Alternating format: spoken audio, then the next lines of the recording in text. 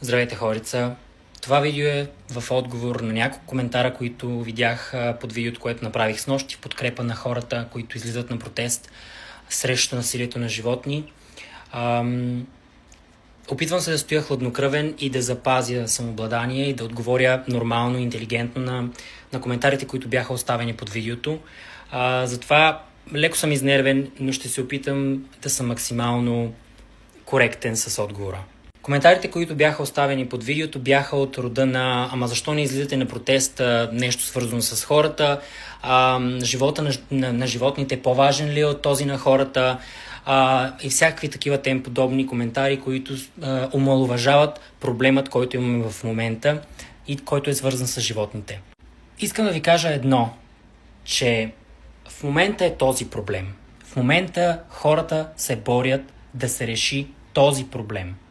Но разбирате ли, че чрез решаването на този проблем ще се отвори вратичка да се реши някой друг проблем? Разбирате ли го това?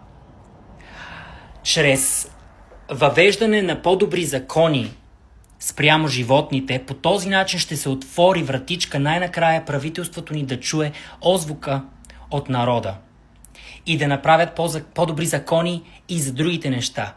Разбирате ли, че това е самото начало за един преврат?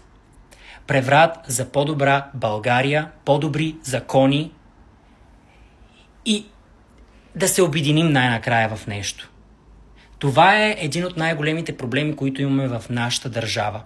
Разединението. Разединението ни прави толкова слаб народ, че проблемите ни стават повече и повече и повече и просто е много сложно някой да те чуе. Затова вместо да мрънкате и да казвате кое нещо е по-важно от другото и така нататък, да омаловажавате дадени проблеми в България, просто застанете до тези хора, защото тези хора ще са началото на един преврат. Заради тези хора вие ще имате по-добри закони. Заради тези хора ще се променят законите за хората, които карат в нетрезво състояние и отнемат невинни животи. Ще се надявам това да е началото наистина. И за това е хубаво всички да говорим и да подкрепяме тези хора, които в момента се опитват да направят нещо, което хората е трудно да направят в днешно време. Сега са животните, защото те не са не по-малко важни от нас. Те също са важни, те също са на тая земя, те също са в България, както и ние. Ние също сме част от хранителната верига и също може да се каже, че сме някакъв вид животни. Да, хора сме, но също сме тръгнали от тях. Ние сме тръгнали от животните. Така че, застанете до тях в момента, застанете до хората, които в момента се борят с даден проблем, защото те ще бъдат хората, които ще застанат до вашите проблеми, ако нещо на вас се случи. В момента вие нямате пряка връзка с този проблем, който се случва на животните. Някой близък може да има от вашите. Някой приятел, някой познат може да има същия проблем. Как ще се почувстват те, като видят, че вие омаловажавате техните проблеми? Помогнете на хората. Не напразно са казали, че съединението прави силата, супер клиширано е, но го казвам и аз. Толкова сме разединени, че сме отслабнали като нация и това е може би най-големият ни проблем. Нека да решим това, да се обединим и да решим един казус. След това ще имаме силата да решим абсолютно всеки един друг казус в България и всеки един проблем. Така че спрете с разединението, обединете се, помогнете на животните и по този начин животните и когато се появи нов закон, подобрен закон за правата на животни, ще се подобрят и нашите права. Те ще бъдат началото и най-накрая може да стигнем до една по-добра държава. Това е. Нека да спрем насилието над животни. Със сигурност сте видяли видеото, което циркулира в интернет, в което видео животът на едно беззащитно и невинно животно бе отнет по особено нехуманен и жесток начин. Има петиция онлайн, която може да подпишете в момента, в която петиция да се търси справедливост за кученцето Майя, което бе прегазено. Като стопанин на един уникален четириног домашен любимец, аз съм длъжен да бъда неговият глас, както и гласът на всички останали животни, които са с или без стопани. Така че ви съветвам да бъдете и вие тяхният глас. И също така не се страхувайте да подавате сигнали, когато видите такива деяния.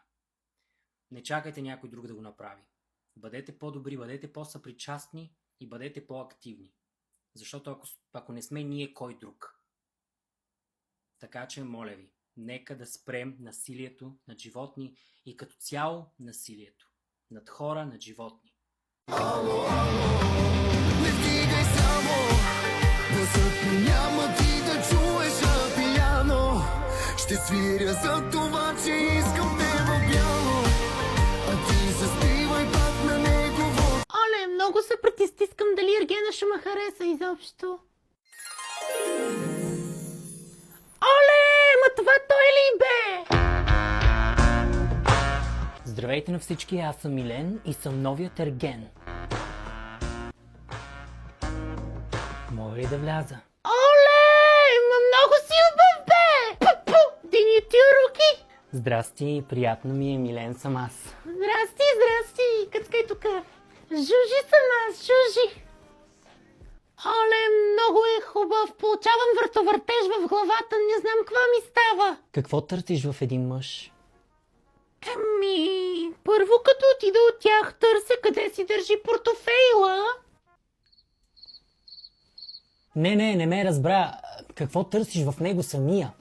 В него търся пари, кредитни карти, такива неща. Оле, не мога да те гледам чак. Защо? Свикнала съм на по-грозновати. Така ли?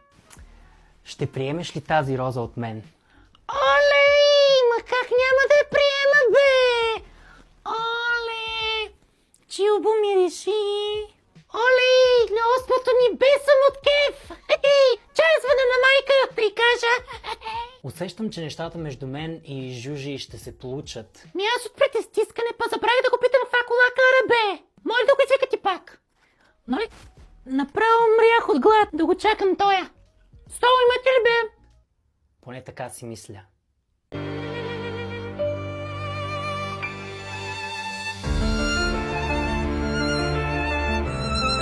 Днес ще пробваме козунак с дубайски шоколад.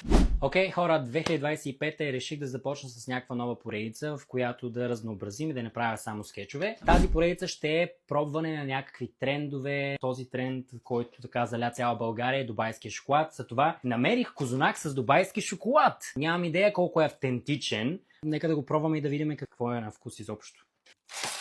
На вид изглежда много добре, между другото. Виждам писташио кремът, виждам шоколада, щях да го изпусна. Време е да го пробваме. Това представлява отвътре. Очаквах малко повече крем. Не е зле. Шоколада се усеща. Писташио крема не е чак толкова много. Малко е като мармалад, не е като крем. Като цяло вкусът е много добре, консистенцията е супер. За 4 паунда си струва паричките. Давам му оценка, тъй като изглеждаше добре, айде давам 7,5. Давайте, пишете в коментарите какво искате да пробваме следващия път и ще го направим. Чао! Бягай, затвори да ме, значи...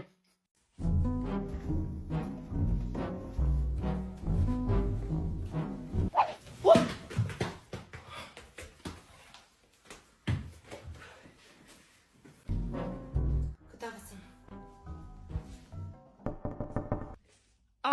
Казах ти през предната врата. Влизай. Честит Халоуин буклук. О! Подарък. Мерси. Ау! Ябълка и 2 бомбона. Мерси. Треш.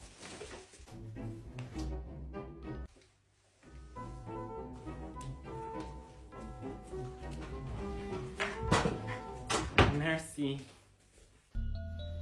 Да, можеш да си вземеш нещо за пиене. Буклук спайни хика.